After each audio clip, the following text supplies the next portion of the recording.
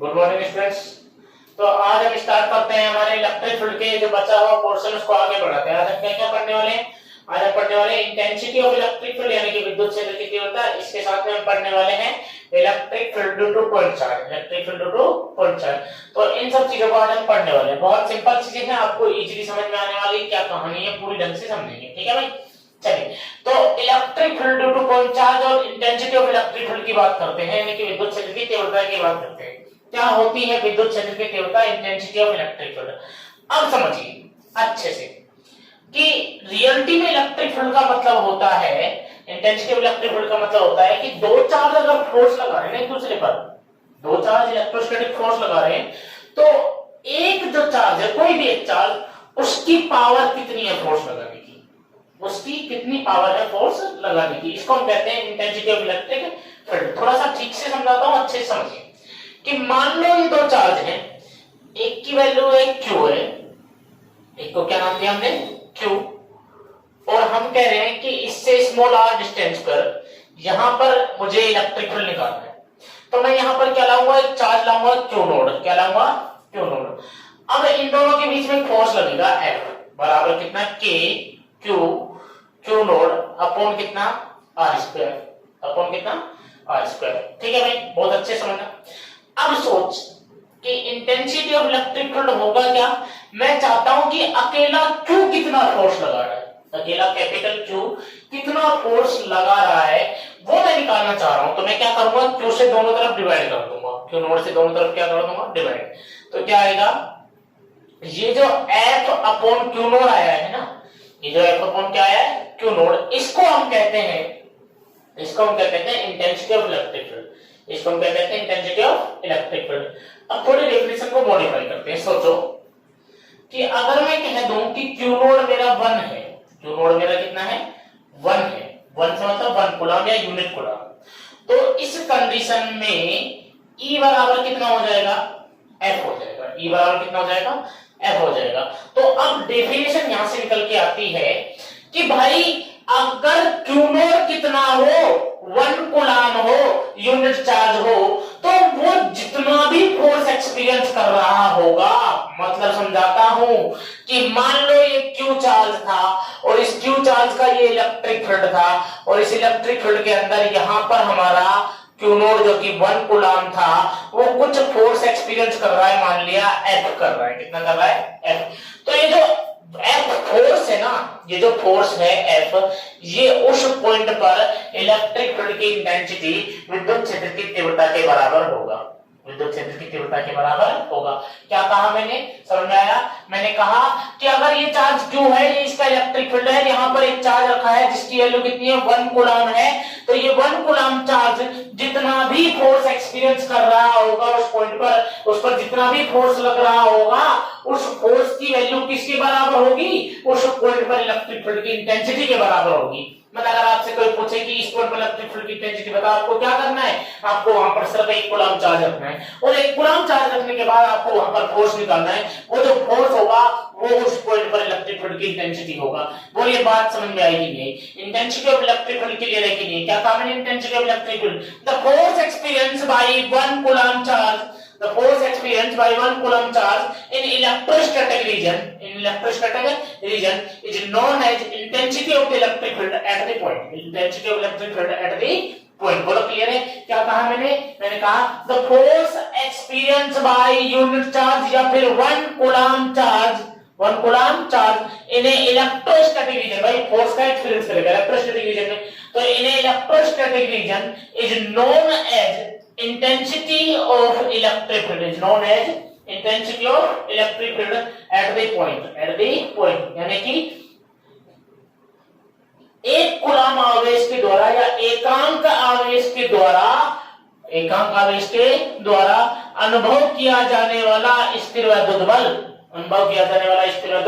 बल उस बिंदु पर विद्युत क्षेत्र की तीव्रता के बराबर होगा, उस बिंदु पर विद्युत क्षेत्र की तीव्रता के बराबर होगा। क्या कहा कि किसी स्थिर विद्युत क्षेत्र में एकांक कूलम के द्वारा या एकांक आवेश के द्वारा अनुभव किया जाने वाला स्थिर विद्युत बल ही उस बिंदु पर विद्युत क्षेत्र की तीव्रता के बराबर होगा। मतलब 1 कूलम चार्ज रख दो, वो जो भी फोर्स लग रहा होगा वही फोर्स इलेक्ट्रिक फील्ड की इंटेंसिटी है। बहुत बात समझ में आई। क्या कहा मैंने? कहा कि E बराबर होता है F अपॉन Q नॉट, यानी कि E वेक्टर बराबर कितना, F वेक्टर अपॉन कितना, Q नॉट। मतलब F वेक्टर बराबर कितना होगा, Q नॉट E वेक्टर। सोचो Q नॉट कितना हो, 1 हो, तो F वेक्टर बराबर कितना है, E वेक्टर। मतलब 1 कूलम चार्ज ने जो भी फोर्स एक्सपीरियंस किया वही इलेक्ट्रिक फील्ड की इंटेंसिटी है, वही इलेक्ट्रिक फील्ड की क्या है, इंटेंसिटी। बहुत अच्छी बात सर, हमें समझ में आई, यहाँ तक कोई समस्या नहीं है। लेकिन एक चीज जरा ध्यान से देखिए, यहाँ Q नॉट पॉजिटिव था कि नेगेटिव था? आप कहोगे सर पॉजिटिव था, टेस्टिंग चार्ज आपने कहा था पॉजिटिव ही जनरली लेते हैं। ठीक है भाई, तो ये क्या है, पॉजिटिव है। अब आप देखिए ध्यान से समझ में आएगा कि अगर पॉजिटिव चार्ज है तो F वेक्टर बराबर है किसके, E वेक्टर के। F वेक्टर बराबर किसके है, E वेक्टर के। मतलब ये हुआ क्या, यहाँ पर कहीं माइनस का साइन आ रहा है क्या, नहीं आ रहा। इसका मतलब ये हुआ कि देखो मैग्नीट्यूड में मैंने पहले क्या दिया कि बल का जो परिमाण है यानी कि मैग्नीट्यूड ऑफ फोर्स वो इक्वल होगा इंटेंसिटी ऑफ इलेक्ट्रिक फील्ड के। साथ में एक चीज और देखिए, डायरेक्शन की कहानी देखिए, अब अच्छे समझिए, क्योंकि intensity of electric field vector quantity है, विद्युत क्षेत्र की तीव्रता सदिश राशि है। तो देखिए जिस तरफ F वेक्टर है, मतलब जिस तरफ फोर्स होगा, पॉजिटिव चार्ज पर जिस डायरेक्शन में फोर्स लगेगा उसी डायरेक्शन में इलेक्ट्रिक फील्ड होगा। बोलो क्लियर? मतलब फोर्स लगा लेफ्ट तो इलेक्ट्रिक फील्ड भी लेफ्ट, फोर्स लगा ऊपर तो इलेक्ट्रिक फील्ड भी ऊपर, फोर्स लगा नीचे तो इलेक्ट्रिक फील्ड भी नीचे, फोर्स लगा राइट तो इलेक्ट्रिक फील्ड भी राइट। कोई बात समझ में आएगी नहीं आई? पॉजिटिव चार्ज के लिए यानी कि इलेक्ट्रिक फील्ड की डायरेक्शन फोर्स की डायरेक्शन के अलोंग होती है, जिस तरफ फोर्स लगेगा उसी डायरेक्शन में इलेक्ट्रिक फील्ड होगा, लेकिन पॉजिटिव चार्ज के लिए होगा। बहुत बात समझ में आएगी नहीं? क्लियर है? अरे क्लियर है कि नहीं है? पॉजिटिव डायरेक्शन, पॉजिटिव चार्ज है तो फोर्स मान लो अगर इधर लग रहा है, फोर्स मान लो इस डायरेक्शन में लग रहा है तो इलेक्ट्रिक फील्ड भी इसी डायरेक्शन में होगा। मतलब ये हुआ कि पॉजिटिव चार्ज पर फोर्स लगता है along to the direction of electric field, यानी कि पॉजिटिव आवेश पर जो बल लगता है वो विद्युत क्षेत्र की दिशा में लगेगा। बोलो क्लियर है कि नहीं? मतलब धनावेश के लिए विद्युत क्षेत्र की दिशा और बल की दिशा समान होती है। पॉजिटिव चार्ज के लिए फोर्स की डायरेक्शन और इलेक्ट्रिक फील्ड की डायरेक्शन सेम होती है। लेकिन अगर वही नेगेटिव चार्ज हो तो, अरे नेगेटिव चार्ज हो तो नेगेटिव चार्ज होगा तो अगर फोर्स लग रहा है इस तरफ, फोर्स लग रहा है इस तरफ तो इलेक्ट्रिक फील्ड होगा इस तरफ। मतलब फोर्स लगा लेफ्ट तो इलेक्ट्रिक फील्ड होगा राइट, और अगर फोर्स लगा लेफ्ट तो इलेक्ट्रिक फील्ड राइट, और फोर्स लगा राइट तो इलेक्ट्रिक फील्ड होगा लेफ्ट। बोलो बात समझ में आई नहीं? नेगेटिव चार्ज में फोर्स और इलेक्ट्रिक फील्ड अपोजिट होते हैं, जबकि पॉजिटिव चार्ज में सेम डायरेक्शन में होते हैं। जहां तक चीजें क्लियर है कि नहीं है? मैंने जो बताया क्लियर है क्या? मैंने इंटेंसिटी ऑफ इलेक्ट्रिक फील्ड बताया। क्या बताया? Intensity of electric field, the force acted by per unit charge, a unit charge in an electrostatic region is known as intensity of electric field at this point। बोलो clear है?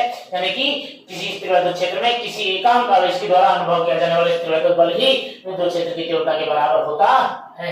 बहुत बढ़िया। एक बात ध्यान रखिए, फॉर्मूला बहुत इंपॉर्टेंट है, F वेक्टर बराबर Q नॉट E वेक्टर, या फिर F वेक्टर बराबर कितना, Q E वेक्टर। बहुत काम आने वाला है। यहाँ पर कुछ और अच्छी बातें बताता हूँ। एक्चुअल में ये E नहीं है, ये E एक्सटर्नल है। मतलब कि अगर ये चार्ज और ये चार्ज, यहां मैं इसको क्यों नोट ना लेके क्यों ले रहा हूं? अब मुझे बताइए, क्या कुछ इलेक्ट्रिक फील्ड इसका होगा और कुछ इलेक्ट्रिक फील्ड इसका होगा, लेकिन ये जो चार्ज है ये मान लो इसका इलेक्ट्रिक फील्ड है E1 और इसका इलेक्ट्रिक फील्ड है E2, तो ये जो Q चार्ज है ना, ये फोर्स इसकी, इस पर जो फोर्स लग रहा होगा ना F, वो क्या होगा, वो Q into E1 होगा, E2 नहीं होगा। क्यों नहीं होगा? क्योंकि खुद के इलेक्ट्रिक फील्ड से फोर्स नहीं लगेगा, हमेशा बाहर के किसी दूसरे चार्ज के इलेक्ट्रिक फील्ड से फोर्स लगेगा। तो इसलिए फॉर्मूले को ऐसे लिखा जाता है कि F वेक्टर बराबर Q E एक्सटर्नल, बाहर का विद्युत क्षेत्र, खुद के इलेक्ट्रिक फील्ड को छोड़ करके दूसरा इलेक्ट्रिक फील्ड। बोलो क्लियर है? तो चीजें यहां तक समझ में आ गई होंगी। इंटेंसिटी ऑफ इलेक्ट्रिक फील्ड समझ में आ गया होगा। इंटेंसिटी ऑफ इलेक्ट्रिक फील्ड, इसका फॉर्मूला क्या है? E वेक्टर बराबर F अपॉन कितना, Q नॉट, या F upon Q vector upon Q not. Unit अगर यहां से बात करें तो यूनिट क्या हो जाएगी, मात्रक क्या हो जाएगा? फोर्स का मात्रक न्यूटन और चार्ज का मात्रक क्या होता है? कूलम। तो न्यूटन पर कूलम। बोलो क्लियर है? इसके अलावा एक और यूनिट होती है जो आपको आगे समझ में आएगी कि ऐसा क्यों लिखा गया, वोल्ट पर मीटर। अरे वोल्ट पर मीटर। बोलो क्लियर है? यहां तक समझ में आ रहा है? समझ में आ रहा है? क्लियर है? बहुत बढ़िया, बहुत अच्छी बात। यहाँ तक चीजें हमें समझ में आई, यहाँ तक हमें चीज समझ में आ गई सर, कोई दिक्कत वाली बात नहीं है। आगे बढ़ते हैं, आगे बढ़ते हैं। चलिए तो देखिए, अगर इसकी बात करें, मैंने कह दिया कि ये क्या है, वेक्टर क्वांटिटी सदिश राशि है, मात्रक बता दिया, यूनिट बता दी मैंने आप लोगों को, फॉर्मूला बता दिया। पॉजिटिव चार्ज के लिए डायरेक्शन फोर्स की डायरेक्शन में होगी, नेगेटिव चार्ज के लिए अपोजिट होगी, और इसकी वैल्यू किसके बराबर होगी, 1 कूलम चार्ज पर जो फोर्स लगेगा उसके बराबर होगी। ठीक है भाई, बहुत बढ़िया। डायमेंशन लिखना चाहे तो लिख सकते हैं m की 1 l की 1 t की, भाई यहाँ पर देखो कितना t की -3 हो जाएगी, j की -1 हो जाएगी। यहाँ तक कोई दिक्कत वाली बात नहीं है, कोई समस्या नहीं है। चलिए आगे बढ़ जाते हैं। अब हम पढ़ते हैं electric field due two point charge. Electric field due two point charge, बिंदु आवेश के कारण विद्युत क्षेत्र। Electric field due two point charge, बिंदु आवेश के कारण विद्युत क्षेत्र। चलिए तो देखिए कैसे पढ़ेंगे, बहुत सिंपल चीज है। हम दोनों के लिए पढ़ेंगे, पॉजिटिव चार्ज के लिए भी, नेगेटिव चार्ज के लिए भी। मान लो कि ये कोई पॉइंट था ए और यहाँ पर क्यू चार्ज रखा था। मैं क्या चाहता हूँ, इससे आर डिस्टेंस पे यहाँ पे एक पॉइंट कंसीडर कर लिया पी, और मैं यहाँ पर इलेक्ट्रिक फील्ड निकालना चाहता हूँ। मैं यहाँ पर क्या निकालना चाहता हूँ, इलेक्ट्रिक फील्ड। तो मैं यहाँ क्या करूंगा, मैं यहाँ इन्फिनिटी से जाऊंगा, इन्फिनिटी से एक चार्ज क्यू नोड को लाऊंगा। मान लो क्यू नोड चार्ज यहाँ आ गया, बोलो क्लियर है। अब Q node charge force experience कर रहा होगा F बराबर K क्यू नोड अपॉन कितना आर स्क्वायर। भाई मुझे अच्छे से पता है कि E बराबर क्या होगा, F अपॉन क्यू नोड होगा, तो मैं वैल्यू पुट कर देता हूं। कितना आएगा, K q naught upon r square, और क्यू नोड से फिर से डिवाइड कर दिया, तो क्यू नोड से क्यू नोड क्या हो गया, कैंसिल। तो E बराबर कितना है, K q upon r square. K q upon कितना, आर स्क्वायर। अगर वेक्टर फॉर्मेट लिखो तो, सदिश रूप लिखो तो वेक्टर फॉर्म इसमें क्या हो जाएगा, E वेक्टर बराबर K Q R square into कितना, R कैप। यहाँ R कैप क्या है, R कैप है यूनिट वेक्टर, इकाई सदिश, यूनिट वेक्टर। ठीक है, डायरेक्शन किधर होगी, अलोंग टू। याद करो मैंने क्या कहा था, फोर्स की डायरेक्शन क्या अलोंग। अब इस क्यू नोड चार्ज पर फोर्स किधर लगेगा, भाई सीधी सी बात है, पॉजिटिव चार्ज है, दोनों सेम नेचर के हैं, तो रिपेल करेगा, मतलब फोर्स किधर लगेगा, इधर लगेगा। अब फोर्स अगर इधर लग रहा है तो इधर ही क्या लग रहा होगा, इलेक्ट्रिक फील्ड भी लग रहा होगा, इसी डायरेक्शन में इलेक्ट्रिक फील्ड लग रहा होगा।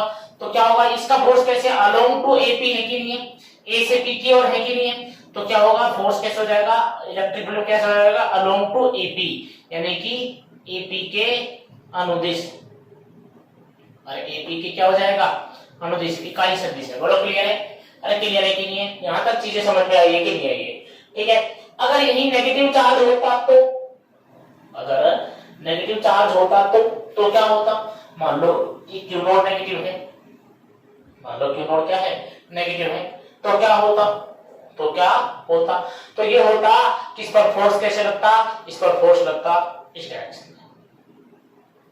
ये चलो मैं क्यू को नेगेटिव लेता हूं, माइनस क्यू लेता हूं। अब फोर्स किधर लगता है, अट्रैक्शन का फोर्स लगता है, लॉजिकली बात है, तो फोर्स किधर लगता है, इधर लगता। तो क्या लिखते, बाकी सब कुछ सेम रहता, सिर्फ क्या बदलती, डायरेक्शन। क्योंकि याद करो हम मैग्नीट्यूड लेते थे चार्ज का, उसकी साइन लेते थे, तो कितना आएगा, k q upon r square into यहां पर क्या था, r cap, but r cap की डायरेक्शन क्या लिखते, r कैप की डायरेक्शन लिखते क्या भैया, अलोंग टू TA, P से A की ओर, अलोंग टू P। पहले क्या था, A से P की ओर, क्या होगा, अलोंग टू PA, यानी कि PA के अनुदिश। बोलो क्लियर है कि नहीं है। तो इस तरह से हमने point electric field two point charge हमारा क्या हुआ, कंप्लीट हुआ। अब क्या पढ़ने वाले हैं, अब हम पढ़ने वाले हैं भैया,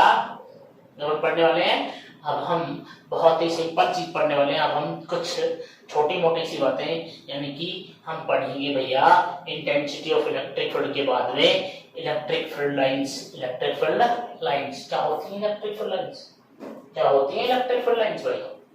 आज हम इसको थोड़ा सा पढ़ लेंगे, बाकी हम इसको कल पढ़ेंगे। Electric field lines, electric field lines, विद्युत क्षेत्र रेखाएं। विद्युत क्षेत्र रेखाएं क्या होती हैं भाई, ये विद्युत क्षेत्र रेखाएं, इलेक्ट्रिक फील्ड लाइंस क्या होती है भाई। अब देखिए इलेक्ट्रिक फील्ड लाइंस क्या होती है। देखिए एक बात बताइए, आपने 10th क्लास में मैग्नेटिक फील्ड लाइंस भी पढ़ी होंगी, क्या आपने कभी मैग्नेटिक फील्ड लाइंस को देखा है, नहीं, बस हम इमेज करते हैं, उनको सोचते हैं, समझते हैं। तो इलेक्ट्रिक फील्ड को रिप्रेजेंट करने के लिए भी कि भाई यहाँ पर इलेक्ट्रिक फील्ड है, यहाँ पर नहीं है, इलेक्ट्रोस्टैटिक रीजन में इलेक्ट्रिक फील्ड को रिप्रेजेंट करने के लिए कुछ इमेजिनरी लाइनें समझेगी, कुछ इमेजिनरी लाइनें बनाएगी। ये इमेजिनरी लाइनें क्या करती हैं?